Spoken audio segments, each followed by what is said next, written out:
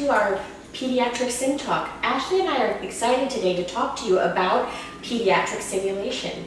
My name's Nicholson, and I'm Master's Prepared Educator at Children's National Medical Center. My title is Simulation Education Specialist, and I recently got my chassis, so my world revolves around simulation.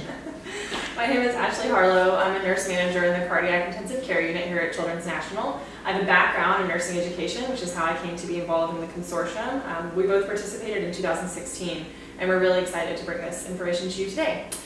So simulation was created to improve patient safety, enhance professional practice and interprofessional communication, reduce errors, and improve patient outcomes. Simulation gives nurses time to make mistakes and learn in a safe environment. Here at Children's National, we focus on IPE, interprofessional education. According to the World Health Organization, interprofessional simulation is a means to learn about, with, and from each other as we enable effective communication and work together to care for and give the best care possible. We focus on common language and efforts to have a cohesive team, and we also are working on deferring to expertise. Does a physician always need to be the team leader? We say no. It's the person who has the most experience.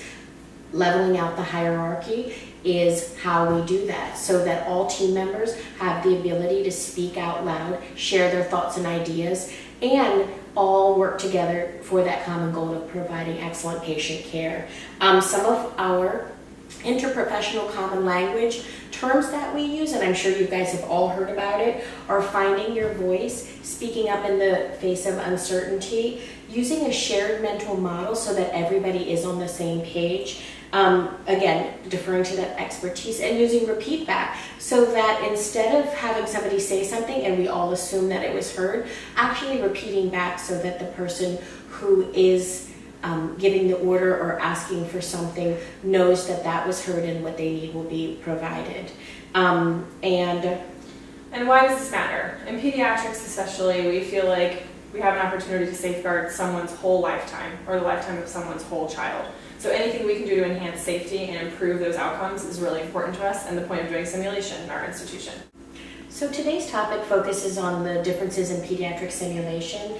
And why is that important? Because in nursing school, nursing students may not have the opportunity to work with the pediatric patient for a long period of time due to lack of opportunities to be in a pediatric facility. There's not many pediatric hospitals in the area, so they don't get that time to actually look at the developmental differences in children. So when they come to Children's and they start working, it's essential that we provide them with opportunities to work with different sizes, different ages, and different diagnoses depending on where they're working in the facility. And it's not just our bias working here in a children's hospital. And in 2011, the United States Department of Health and Human Services reported that approximately 14.6 million children under the age of 18 have at least one special medical condition. So again, we're not here in a silo caring for children and thinking all about kids. This is really a nationwide issue, and nursing schools may not have the resources to prepare folks for independent practice in pediatrics. Modern medicine has really improved the care that children receive, from birth all the way even into adulthood for some really complex conditions. The hospitalizations and increased acuity for these patients mean that developmentally appropriate care is really important across their lifespan. Nurses need to acquire skills to care for all of these children across their developmental stages, and they kind of have to get those skills together in a relatively short period of time. An average acute care nurse onboarding in a pediatric facility could be 6 to 12 weeks of orientation, and in an ICU it could be 12 to 24 weeks, which is hardly enough time to learn everything you need to know about developmentally appropriate care. And when you think about that, think about the fact that if you're caring for a newborn versus a toddler versus a school-age child or an adult-sized teenager, those are all different age groups that have different developmental priorities. They receive their medications differently. There's so many aspects of that nursing that need to be considered.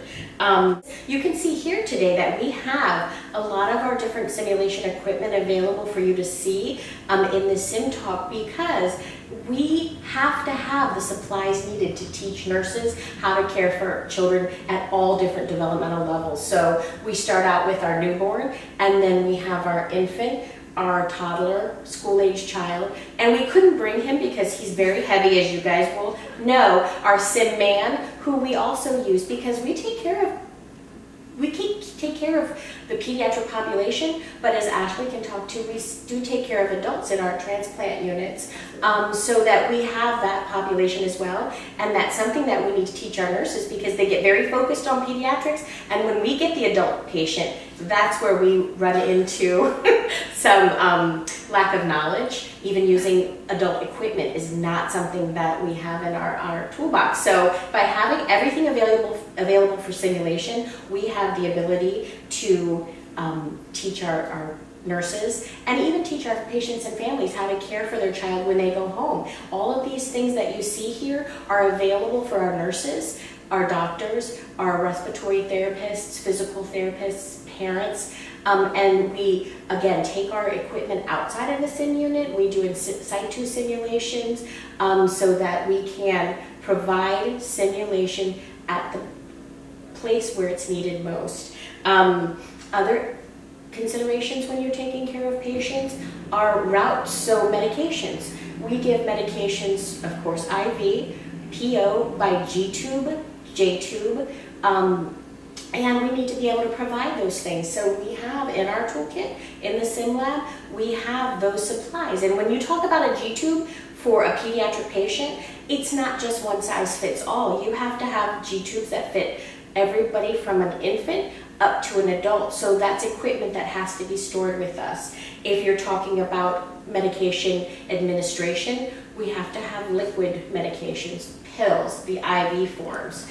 So those are all things that we keep in the sim lab to use for our patients. Various needle sizes, you're not going to use the same size needle, the same gauge on an infant as you would an adult. So knowing that, you have to be able to teach your nurses, what size needle am I going to use for an infant versus the adult patient when they come in. Then the developmental abilities. The mannequins can't speak. We have to be able to simulate the interaction between a child who can speak. So our mannequins do have some vocabulary. And we also have to improvise when needed so that we are providing a developmental experience for the nurse that's appropriate to their learning.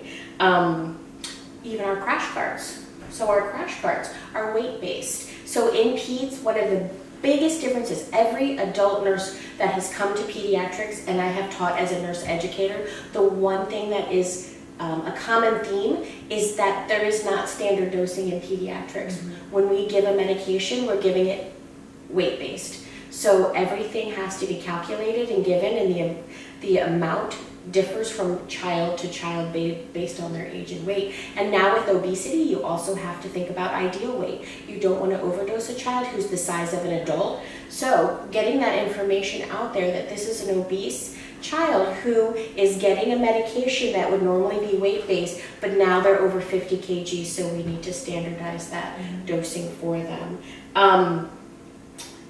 We have things like trachs. Tracheostomy sizes can differ. Clothing, we have in our sim lab clothing. We have all sizes from infant all the way up to our adult, and we have to have that available. So I wish we could show you our sim lab, and maybe we will show you that in a little while, but it's 800 square feet, and when you think about the equipment that we store there, we have very little room to move, so we do take our equipment out frequently so that we can do simulation in the environment. And in the clinical arena, taking simulation to the nurse allows them to participate where they would not necessarily have time to leave the unit, come downstairs, come to the simulation lab, and do simulation because they're focused on, I have my meds to give, I have procedures to do, this kid needs to go for this test. So we don't want to stress them out any more than they already are in a 12-hour day. We want to try to get simulation to them. And cribs, stretchers, isolates, and warmers, you have to have consideration for that. How am I going to get the equipment that I need to provide simulation? So asking our friends in other areas, Ashleigh in the CICU is a great resource because we do borrow. They borrow from us, we borrow from them to get the equipment that we need. So bringing simulation out of the sim lab and into the clinical area is hugely important for us in pediatrics. So imagine you're a busy nurse, you've got 2 or 3 patients on an acute care floor, everyone's getting ready for procedures or recovering from procedures, you have a lot going on, but you still need to practice clinical simulation skills. You still want to be up to date and you still want to be the best communicator possible and feel comfortable and safe to practice things you may not do very often. So bringing in situ simulation to the units allows our nurses and our whole interdisciplinary team to practice really important skills in the actual environment where they practice day to day. So we could use a room in the CICU like this one, for example, to set up a high fidelity simulation to test our team's ability to respond to a code event, for example. But clinical conditions aren't the only thing we're able to simulate, and I think that's a really important component of pediatrics we should talk about. So in pediatrics, you're not just caring for the patient, you're caring for their entire family. And in that, you not only are communicating with the patient, you have to communicate with their entire family as well, and really treat them as the patient's most important unit. And we do build some communication simulations, which Laura's going to talk to you a little bit more about now. We're lucky enough to have standardized participants, and often they are participants from our PFAC, Patient Family Advisory Council, who actually help us simulate the perspective of the family member. They are parents who have children with chronic disabilities or chronic health conditions, so they have spent time in this hospital. They understand the intricacies of being in an hospital environment where sometimes a parent is angry, they're upset, they're dissatisfied, they want their care done a different way.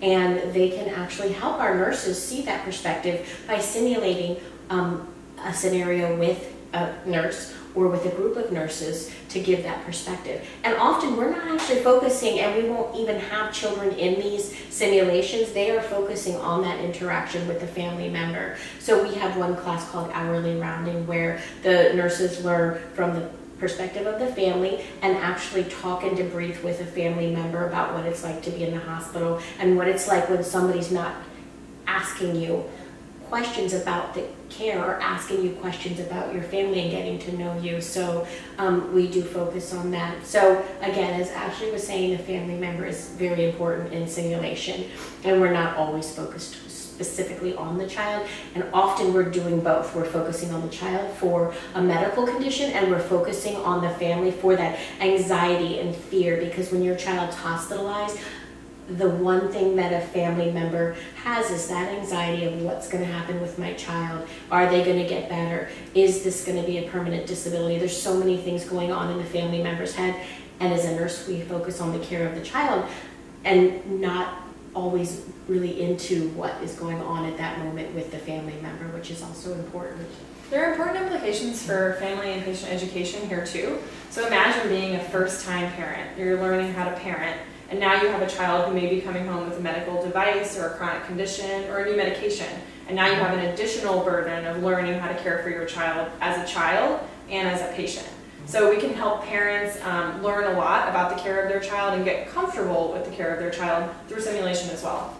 So as we've discussed today, caring for children is very different than caring for tiny adults. Children have their own developmental and pathophysiological considerations, and we have to be mindful of all those things when caring for them and working with those simulating the care of them. So keep in mind, you need to have mannequins from neonate up to adult. You need to have equipment from various sizes so that if you're simulating on a neonate, you've got equipment that will work with the neonate. And if you're working with an adult, you'll have equipment that works for the adult.